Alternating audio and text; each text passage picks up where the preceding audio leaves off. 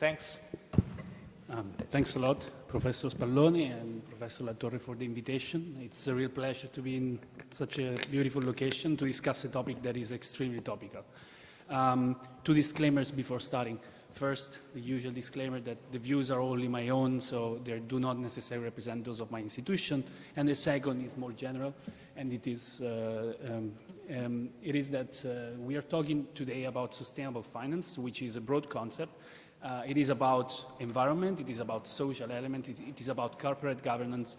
So it is a very multifaceted concept, okay? So I will focus my presentation on a relatively small subset of this, which is risks related to climate change, and the reason is due to the urgency of the crisis, not that it necessarily excludes all the others. So I would like to start my remarks by making a distinction between two kinds of approaches. The first one, which is the one that has been reflected largely during this in the program of this conference, is an impact approach. The idea that sustainable finance is meant to have an impact on society, on the environment, and therefore the idea here is to mobilize private, public finance in order to achieve certain goals, social and the UN development goals, but for instance also the Paris Agreement goals. This is largely broadly speaking, we can say is the main approach that was followed also by the Commission with its action plan, which is mainly focused on mobilizing the massive amount of private finance needed to finance the transition. But then there is also a risk management approach, let's say, which is more focused on seeing the risks that are related to sustainability. So the approach here is not much about promoting the achievement of certain goals, but it's more about incorporating in decision-making, in financial decision-making, the risks that are not currently priced related to risk of climate change and other sustainability issues. So the approach is slightly different. The two approaches are largely mutually reinforcing, but they are not exactly the same. And it is not surprising that central banks and supervisors having financial stability as their own mandate, they focus on this second approach. So, famously, this was initiated by Mark Carney in a famous speech he gave in 2015 called Breaking the Tragedy of the Horizons, where he identified two main risks that are relevant for financial stability. The first one is it's commonly known as physical risks, and they are the most immediately associated with environmental events and climate change. Think of the risk of extreme weather events, of droughts, or think of floods, or think of what recently happened in Italy of a bridge falling because of extreme rain events. These are the kind of risks when we are talking about when we talk of physical risks. But then there are also transition risks, and transition risks means all the risks that emerge from the reallocation of resources in the economy towards more sustainable uses. This seems to be a process that we all want to achieve, but at the same time this is problematic because some industries are heavily reliant on fossil fuels, for instance, and if public policy changes immediately the regulatory framework, these companies might adjust abruptly their business models, and this might actually create transition risks. Risk for the economy. So the important thing here to think is that transition risks are and physical risks are kind of they depend the way they materialize on the policies that policymakers will put in place. So for instance, sorry, it's a previous slide. So if climate change is entirely untamed and it's not mitigated in time, what you will have a situation where physical risk will be particularly elevated. And if you think of it on a global scale, there will be entire region, typically in emerging economies or developing countries, that will be severely affected, and this will impact their economies, and they will create large displacements that will affect us on a global scale. So in case of unmitigated climate change, physical risk will be particularly prominent. But if you put policies in place to address it, then you will have transition risks that depend on the way you handle this transition. If you do it in an orderly way, you might achieve transition in a timely and orderly manner. But if you wait until the last minute, if you do it too sudden and too late, what could happen is that you force the economy to readjust abruptly, leading to large disruptions that could have consequences for financial stability. And this is where policymakers and institutions like central banks and supervisors come into place, because it's not only about like the expected average of this phenomenon. It's also about tail events. It's about large disruptions that are currently not priced in because they are considered a low probability, but still need to be monitored because the consequences could be wide-ranging. And so this, as I said, this has been increasingly acknowledged by central banks and supervisors, and there has been a global concerted effort. Please go ahead. There has been a global concerted effort to address these issues. And in a very short period of time, a global network has emerged, a so-called Network for Greening the Financial System, which brings together today 51 members that come from 5 continents, from every part of the planet. And they include important institutions and major supervisors. Think of the Bank of England, think of the Bank of Japan, which recently joined, Banque de France, Bundesbank, and the Bank of International Settlements, and also the ECB. This network is global in scale because, of course, the challenge is global. And it is surprising how fast this emerged and how fast it is growing, although there are some major jurisdictions you might spot their absence in the chart that still are not part of it. So, as part of this increased awareness that has led to the work of the NGFS, has also been taken up by the institution that I represent, the European Central Bank, which has been working on the identification and measurement of these risks. In particularly the risks that stem from climate change and the transition to a sustainable economy, and has started developing a framework for addressing them at the micro level of supervision of individual institutions, but also at the macro level of financial stability and systemic risk.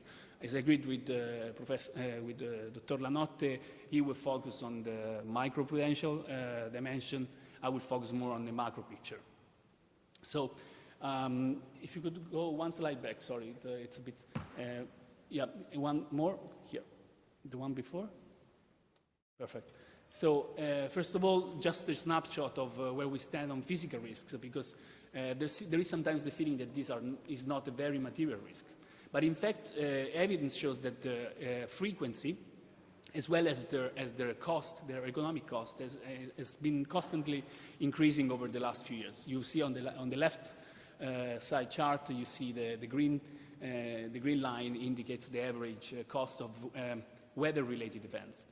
And the financial cost of this is becoming more and more substantial for insurance companies. Now, if we go ahead, sorry for the back and forth, but perfect. Now, the one before? Yeah, before. Again? Perfect. So, if we look instead of transition risk, what we are looking at is whether the business model of individual financial institutions can be affected by the changes in the economy and the transition, and in particular the effect that this will have on their counterparts, on their clients. Think, for instance, a large lender in the Netherlands who has a large real estate portfolio. And you know that the Netherlands is a country that is going to be severely affected by climate change. But think also of what we are seeing right now in Germany, where you have a slowdown in economic activity due to the fact that the car industry is changing radically. And this is changing radically because legislators are putting higher prices on carbon, but also customers are starting to move towards electric vehicles. This is the kind of transition risk we're talking about. And in order to address this, to assess this risk, you need to look at the sectoral composition of exposure, and ideally at the level of individual firms in the portfolio of financial institutions. So on the left side, you see the national snapshot the carbon intensity of each country, and this is relevant to gauge a view of, for instance, if a carbon price is put on, if a price is put on carbon, how it could affect different jurisdictions. And the right side focuses instead at the sector level. So you see within the banks, or investment fund, or insurance corporations, you see in different colors the different sectors, economic sectors. And you see that the exposure can be higher or lower to energy-intensive sectors, or fossil fuel energy production based on fossil fuels, or, for instance, also transportation. So you need to look at this. But we have a preliminary analysis on this, but the problem is that the information that you need for doing this analysis is very granular. In the next slide, what we show here is an exercise that we did with a subset of euro area banks. Okay, so we took a small sample of these banks, and we looked at their concentration of exposures to certain sectors particularly exposed to transition risks. So, for instance, electricity production, manufacturing, water supply, and mining. So, on the left, you have the economic activity of the companies. In the center, you have the individual companies, okay? So you have non-financial corporations, so car companies or others.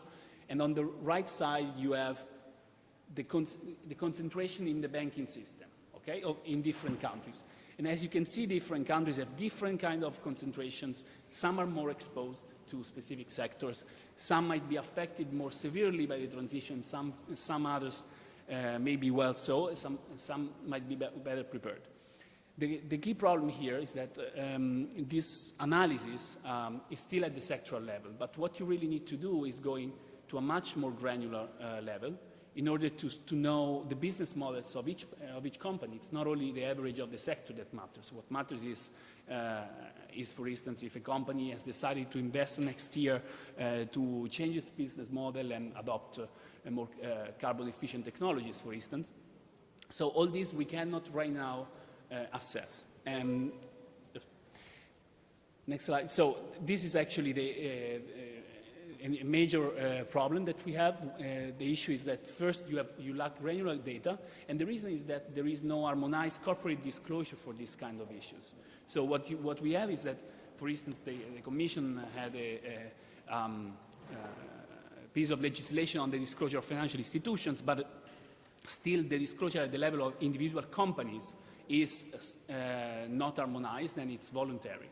And this means that you lack the granular information for allowing both the private sector and public institutions to assess risks in their balance sheets. And the second is that you lack a common classification on assets and economic activities. And this, of course, there is the taxonomy, which we have heard a lot talking about, and this taxonomy that the Commission has put forward and that has been recently provisionally agreed is a great step in the right direction. But it is a taxonomy of green assets to define what is green. And so one question is whether that is exactly what is needed for the private sector to assess riskiness. So at the beginning, I talked about these two dimensions, and I think that this is where we see that the two approaches, which are largely mutually reinforcing, sometimes are not exactly the same thing. Because on the left side, it's a stylized image of what is the current taxonomy about, and on the right side, you see how on a risk management basis, how you could think of a taxonomy. You want to have granular information about the riskiness of each economic activity, not only the most sustainable ones. And finally, and this is really the macro-prudential dimension, there is a need for forward-looking analysis. So many of these policies, many of these transition risks depend on a feedback mechanism between the policies that we put in place today and the outcome that will materialize tomorrow. Okay, so for instance, if we put a carbon pricing in place, then this will affect the economy. And then you will have an adjustment of economic expectation that could lead to rapid change in the value of assets. Okay? All this requires a forward-looking analysis, not simply a static analysis. And in order to do this, the obvious instrument is stress testing. This is what central banks normally do for assessing the safety of the banking system. But here we're talking about a very special kind of stress testing which presents very peculiar challenges.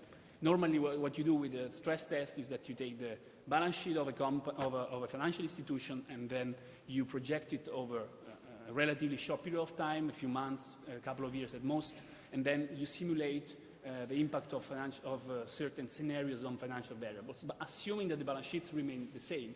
But if we're talking about climate change, we're talking about something that happens in 20, 30 years' time. And therefore, the assumption of keeping the balance sheet of a company static is a quite fragile one.